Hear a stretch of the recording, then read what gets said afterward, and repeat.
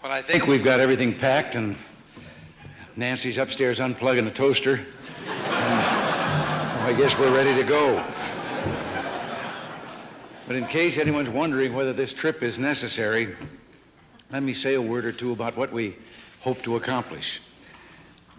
In meeting with the industrial democracies in Versailles, we should see more clearly where and how we mean to have a better economic future. And the NATO meeting in Bonn, there we'll have a chance to explain in detail our plans for engaging the Soviet Union in realistic arms reduction talks. So that's my reason for going, and I can only tell you that I shall be more proud than I've ever been of anything to be there representing the United States, with an opportunity once again to express to all of them and to the world what it is we think we represent, what it is we want for all the people of the world.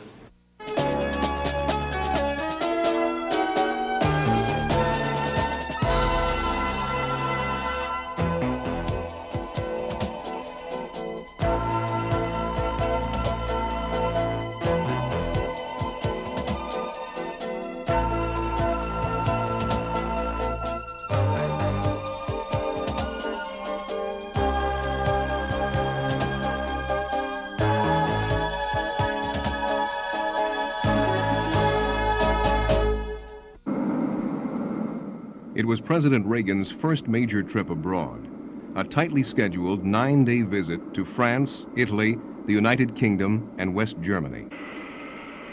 And despite a rainy beginning in Paris, the trip would be marked by significant developments, among them a major U.S. troop reduction proposal to complement Mr. Reagan's earlier arms reduction initiatives.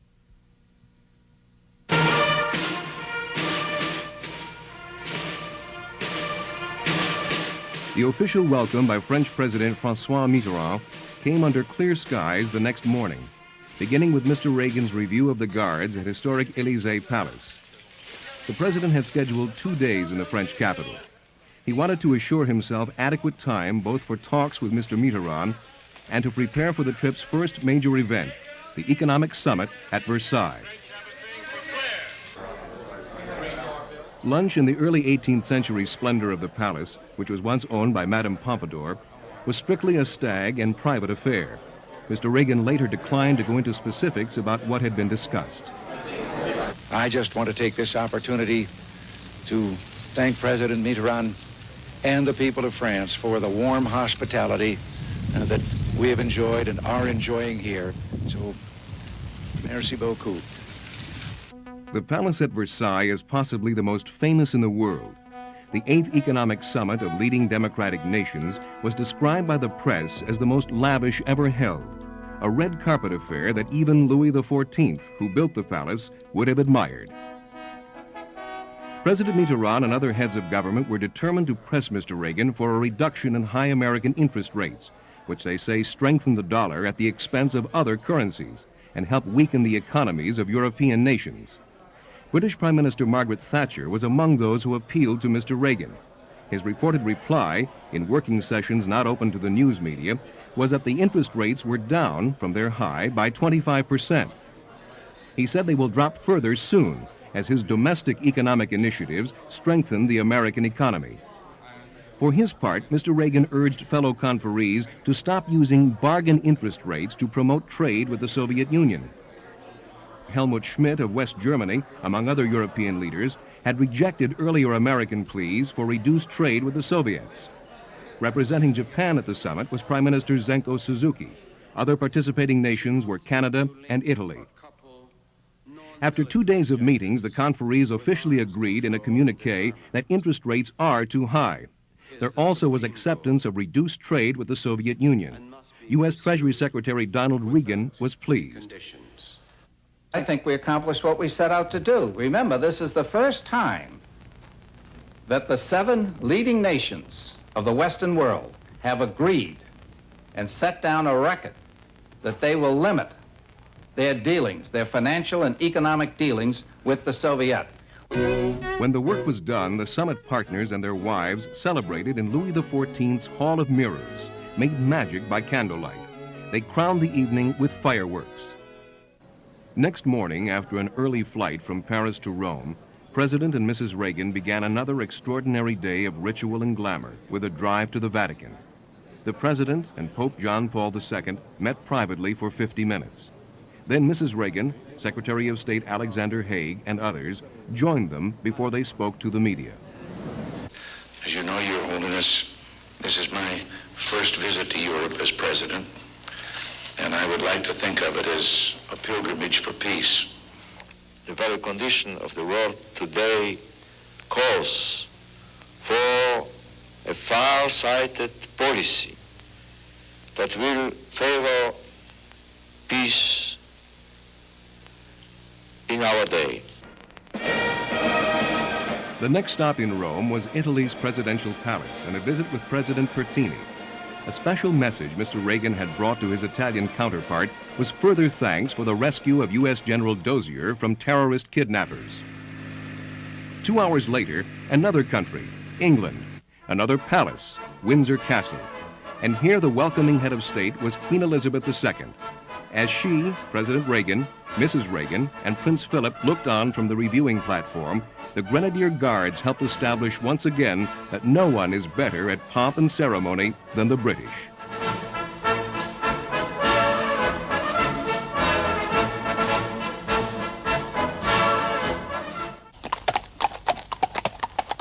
The President's and the Queen's mutual love of horses led them to an early ride the next morning, a chance, as it were, for a relaxing private conversation on the trail, at least as soon as they were beyond the ears of the reporters and the eyes of the cameras.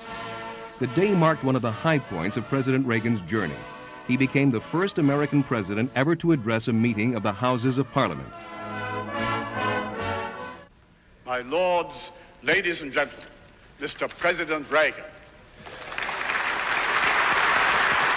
The president urged Britain and the world to join America in a new crusade for freedom by encouraging the spread of democracy everywhere. Thank you very much. The objective I propose is quite simple to state: to foster the infrastructure of democracy, the system of a free press, unions, political parties, universities, which allows a people to choose their own way, to develop their own culture, to reconcile their own differences through peaceful means.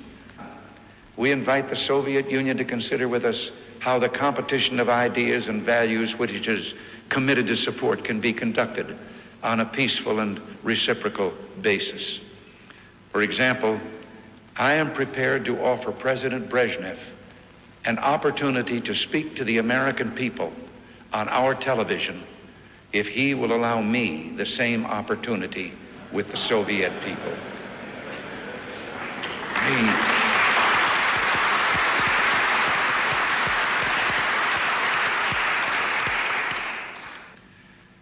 I have discussed on other occasions, including my address on May 9th, the elements of Western policies toward the Soviet Union to safeguard our interests and protect the peace. What I'm describing now is a plan and a hope for the long term. The march of freedom and democracy, which will leave Marxism, Leninism on the ash heap of history as it has left other tyrannies which stifle the freedom and muzzle the self-expression of the people.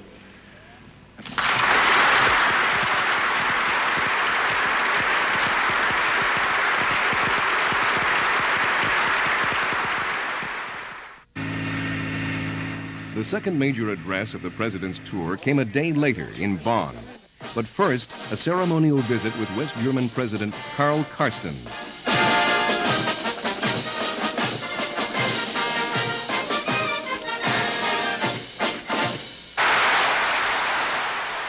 Then on to the Bundestag, where he was warmly received, and in return promised steadfast American support. A national effort entailing sacrifices by the American people is now underway to make long overdue improvements in our military posture.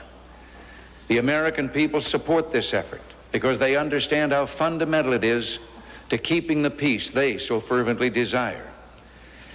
We also are resolved to maintain the presence of well-equipped and trained forces in Europe, and our strategic forces will be modernized and remain committed to the alliance.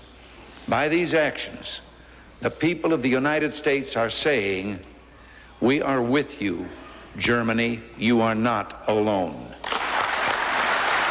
Mr. Reagan had a special message for anti-war protesters marching elsewhere in Bonn. To those who march for peace, my heart is with you. I would be at the head of your parade if I believed marching alone could bring about a more secure world. Those who demand that we renounce the use of a crucial element of our deterrence strategy must show how this would decrease the likelihood of war. It is only by comparison with a nuclear war that the suffering caused by conventional war seems a lesser evil. Our goal must be to deter war of any kind. The president then made the most significant new proposal of his European trip, urging force reductions by both Eastern and Western Europe.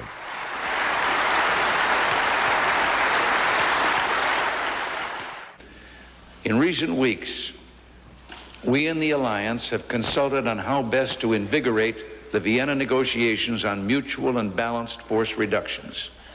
Based on these consultations, Western representatives in the Vienna talks soon will make a proposal by which the two alliances would reduce their respective ground force personnel in verifiable stages to a total of 700,000 men and their combined ground and air force personnel to a level of 900,000 men.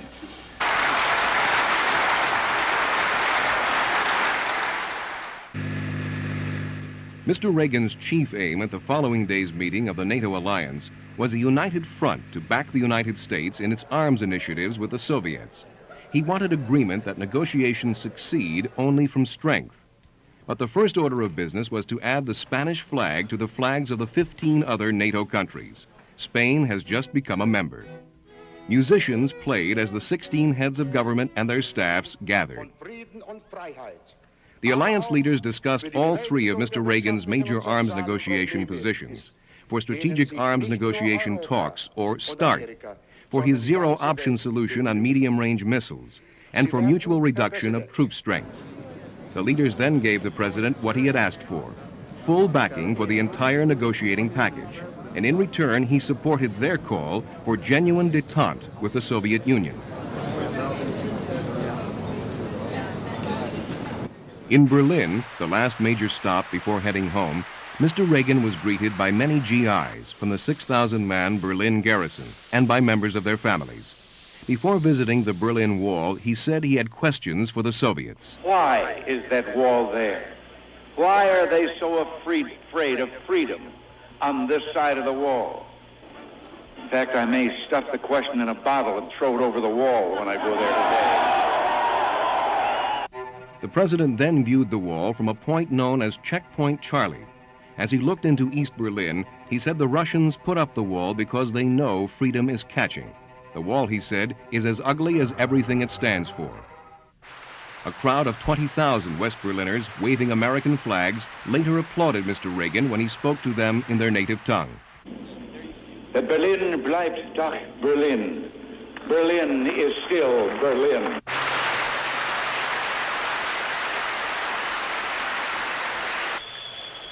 Within hours thereafter, following 9 exhausting but productive days, the president was back home again, setting down at Andrews Air Force Base near Washington.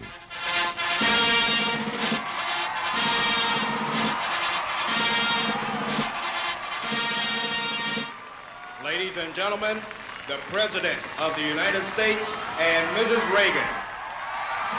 Mr. Reagan's message for a welcoming group of American officials complemented the message he had taken to Europe. What he had learned there, he said, is that America is not alone.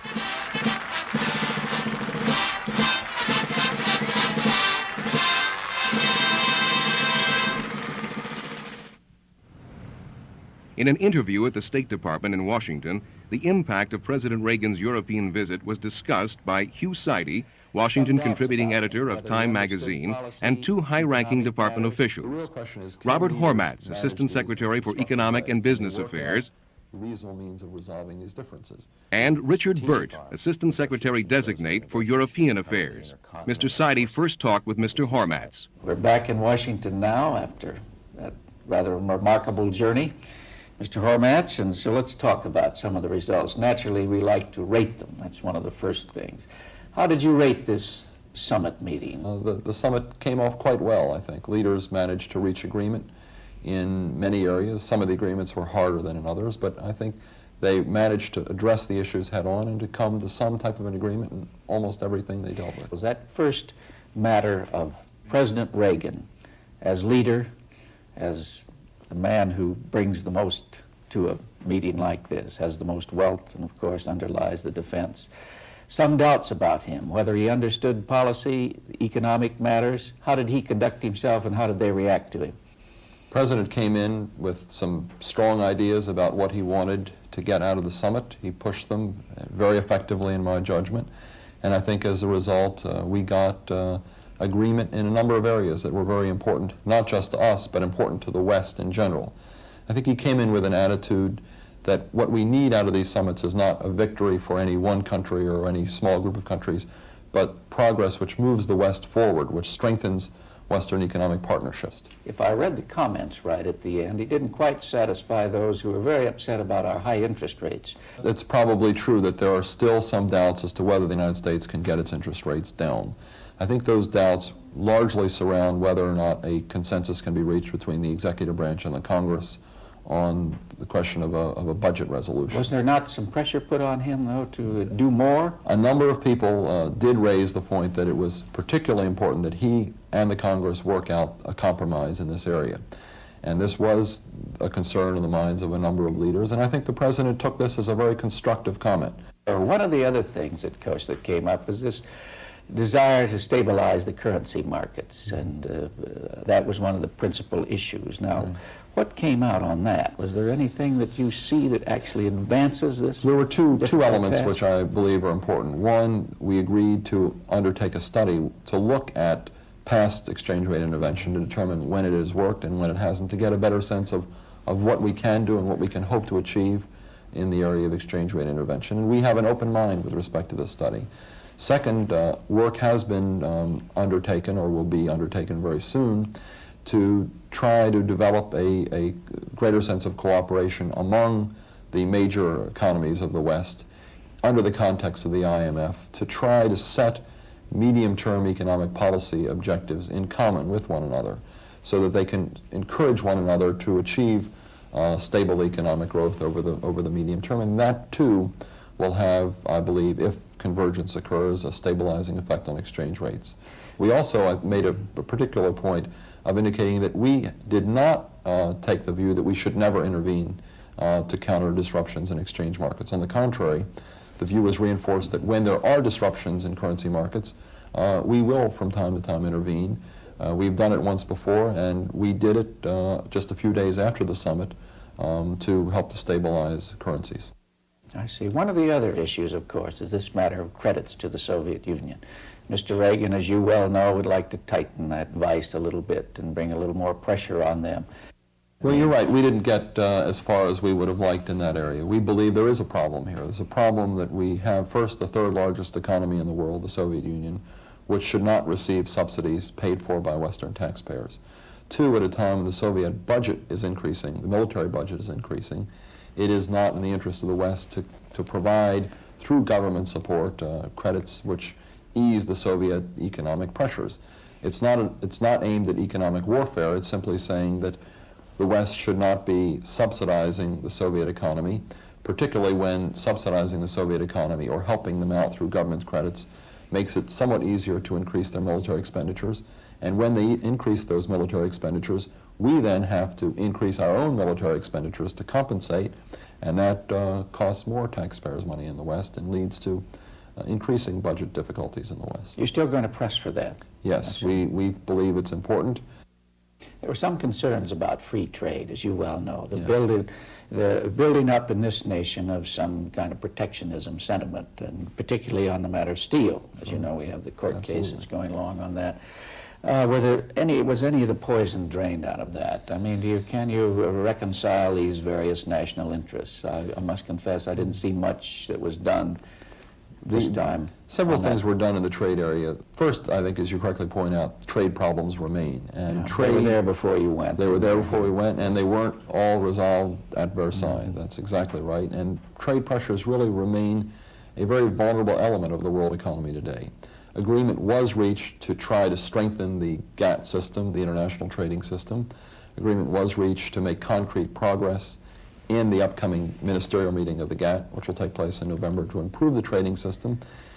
There was also a discussion of the bilateral trade issues. There was a concern expressed among some countries, or by some countries, that the Japanese really need to implement credibly and promptly the trade package that they announced just before the summit, and to make some improvements in that, recognizing that there are some elements of that package which are promising, but a number of countries indicated that improvements would be desirable, indeed necessary, and that prompt and effective implementation was important. This matter of the human element of just getting these people together, you emphasize that in your answers over and over. Terribly important in this time. Very much so. I think that it's important that the citizens of our countries understand that our leaders are working together and not at cross purposes. It's also important because the partnership among these countries is central to the world economy. If these economies can't work together properly, the world economy is not going to work very well together. And I think that the proof of the pudding in these summits is not what is said in the communique, so much as what is done as a result of what is said in the communique. That is follow-up, and that is really the critical stage now, that we really follow up credibly and promptly what we have agreed to do at Versailles. One final question. The fact that economics has become so important that now nearly dominates these summit meetings, even though there are talks about defense and that would indicate a tilt in this world if we allow it to happen, wouldn't it, towards more peaceful competition, marketplace competition? I think so. I think that to the extent you can develop a rational way of resolving problems, problems are always going to be there in the economic area. They result from competition, and there are always frictions. The real question is, can leaders manage these in a constructive way? Can they work out reasonable means of resolving these differences? You mentioned trade. We still have problems in the area of steel and agriculture between the United States and Western Europe. The important point here is that we proceed according to the rules, the international rules of the GATT, and that we manage these in a constructive way, and we don't let problems in one area, such as steel, spill over to sour the climate or reduce the possibility of reaching agreement in other areas. That we manage these consistently with international rules and try to work these out. And I think this is really the spirit of summits: cooperation and credible follow-up, which puts some meat on the bones of what was agreed to in the communique. Thank you. And on to Pebble Beach next year. Thanks. Beginning his interview with Mr. BURT, Mr. SIDEY asked what President Reagan had done in Europe to dispel his image in some quarters as too much of a hawk. I think that there is no one image of the president in Western Europe, and depending on how well the people in question or the journalists in question knew the man, I think that what they needed to do, though, was see him in the flesh. The leaders needed to sit down and be able to talk to him about a wide range of issues. Did you gain a little more cohesion among these diverse nations? I think that any meeting? honest appraisal would have to be that we did. You know, it was only 18 months ago, a year ago, that every article one read about the alliance was either used the word crisis or disarray, and I haven't seen either of those two words used to describe the outcome of this meeting. Did he succeed, and I believe this was one of the true goals of the trip, in becoming a part of the peace movement, or at least co-opting some of that sentiment that's rising all over the world to talk more of peace? I think he co-opted it successfully in the sense that when he stood before the German Bundestag and he said, you know, if he could be part of these marches, that he would be part. He would be at the front of these marchers. But he went beyond, I think, just simply co-opting the peace movement. I think he's tried to redirect it to some extent, to focus on the real problems, which is not simply the desire for peace, but as the President put it, peace with justice and liberty. He reminded the Western Europeans of some core values and beliefs that bind us together and that have to be part of our approach in dealing with the Soviet Union and are necessary parts of Western self-confidence. Mr. BURT, could you list for us some of these initiatives that are coming up in the whole negotiation process in the next few months? There are really four principal arms control initiatives now that we have launched. First of all, these negotiations on the intermediate range nuclear forces, which we began last November, are now in their second round and will continue through the summer. Secondly, the strategic arms negotiations. Those are the negotiations that cover the intercontinental forces of the two sides, and they will begin in Geneva at the end of the month.